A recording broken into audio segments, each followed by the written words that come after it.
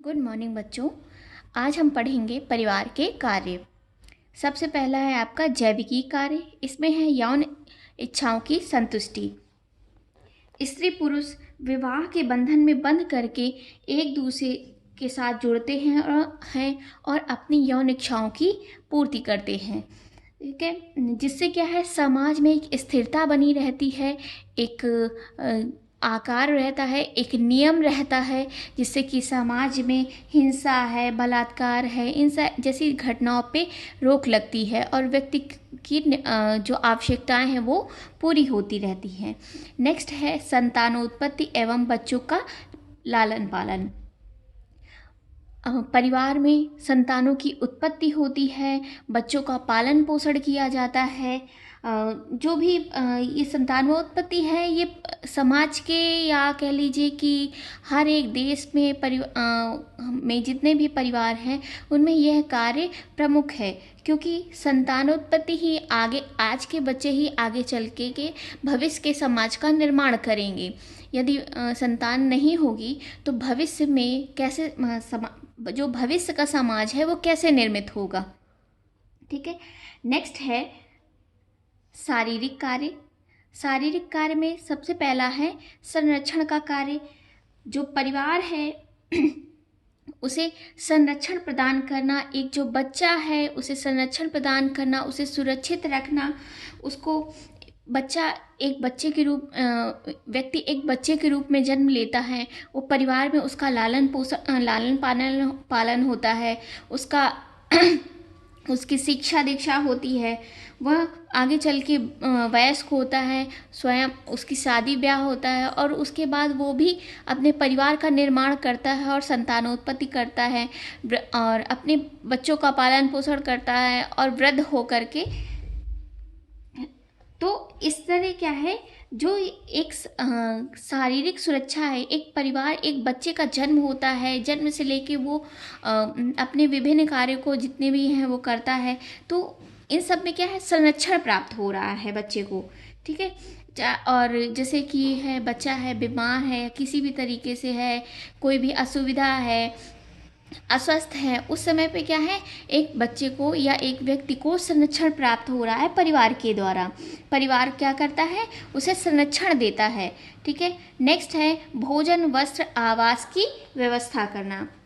परिवार का कार्य क्या है, परिवार के सदस्यों के लिए भोजन की व्यवस्था करना, वस्त्रों की व्यवस्था करना, आवास की व्यवस्था करना, वो किस जगह पे रहें, सर्दी गर्मी बारिश इनसे बचाना, उनको वस्त्र प्रदान करना, उनके लिए घर बनाना, सर्दी के हिसाब से, गर्मी के हिसाब से, किस हिसाब से उसकी सारी व्यवस्था करना। ये क्या है, ये परिवार अपने पारिवारिक सदस्यों के लिए की आवश्यकताओं की पूर्ति करता है। तो ये कार्य किसके द्वारा किए जा रहे हैं, परिवार के द्वारा किए जा रहे हैं।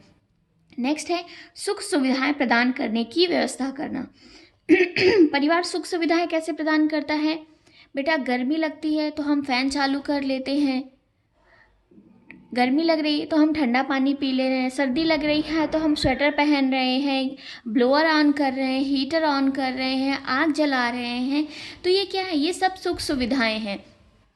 ठीक है, हमें कोई भी कार्य कर रहे हैं, उसमें हम स्कूल आ रहे हैं तो स्कूल आने के लिए तो अगर हमारे पास सुख सुविधाएं हैं, ऐसे होगा तो हम पैदल आएंगे, लेकिन अगर हमारे पास सुख सुविधाएं होंगी तो हमें क्या है, साइकिल होगी हमारे पास, हो सकता है हमारे पास स्कूटी हो जिससे कि हम आ सकें।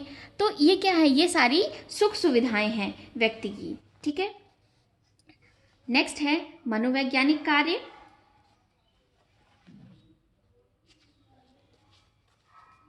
मनोवैज्ञानिक कार्य वो कार्य हैं जिससे व्यक्ति को मानसिक संतुष्टि प्राप्त हो रही है। मानसिक संतुष्टि जो मेंटली व्यक्ति को संतोष रखना। ठीक है, नेक्स्ट इसमें पहला है प्रेम स्नेह देना। प्रेम स्नेह कैसे है, परिवार ही बच्चे का पालन पोषण करता है, परिवार ही बच्चे को प्रेम स्नेह के साथ उसका विकास करता है, उसकी वृद्धि करता है, उसमें प्रेम सहयोग करुणा दया इन सब की भावना आती है।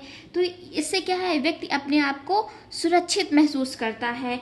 जो इन सब जो प्रेम स्नेह है इसके द्वारा व्यक्ति समाज में एक स्थिर व्यक्ति बनता है, उसका मेंटल लेवल अच्छा रहता है और वो अपने जितनी भी शिक्षा दीक्षा है अपना एक परिवार एक समाज को एक स्वस्थ नागरिक प्राप्त होता है कि वो स्वयं से अपने विकास को, अपने कार्यों को, अपने समाज को विकसित करने में सहयोग देगा।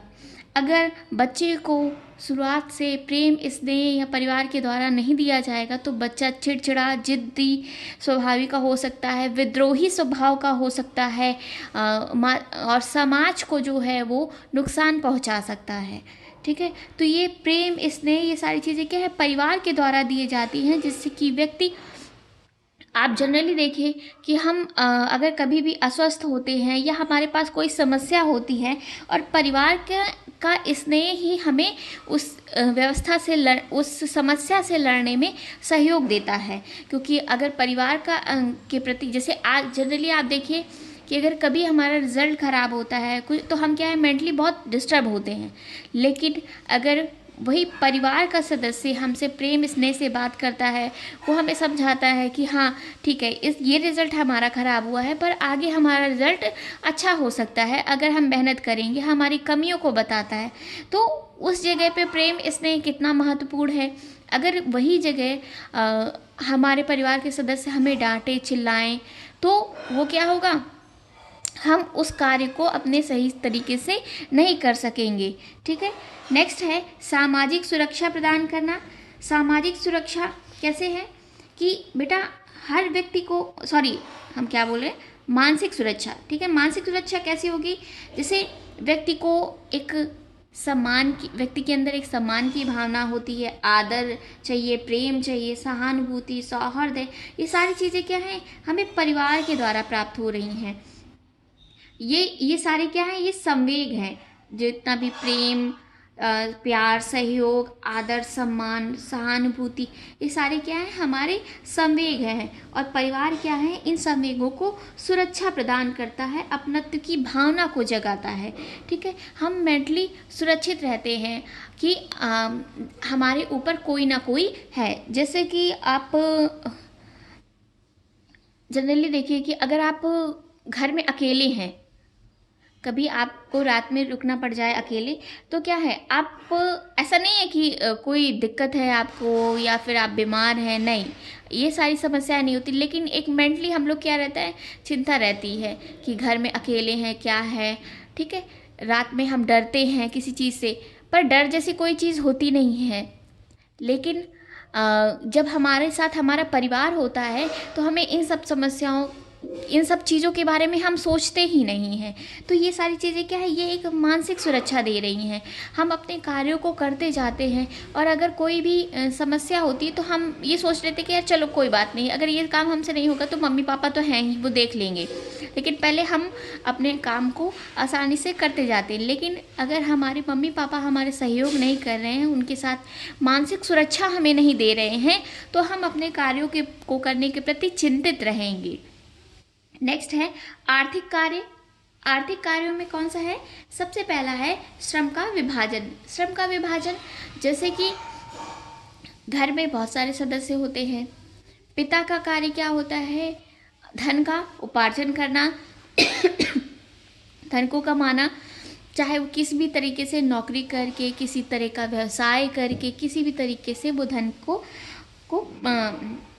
कमा रहे हैं। ठीक है, माँ का कार्य क्या होता है, बच्चों का पालन पोषण करना, देखभाल करना, परिवार के सदस्यों के लिए भोजन तैयार करना, घर की साफ सफाई, कपड़े और बाकी अन्य कार्य, घर में बच्चों को पढ़ाना, उनकी देख रेख करना, समय से उन्हें स्कूल भेजना, ये सारे क्या महिलाओं के कार्य हैं।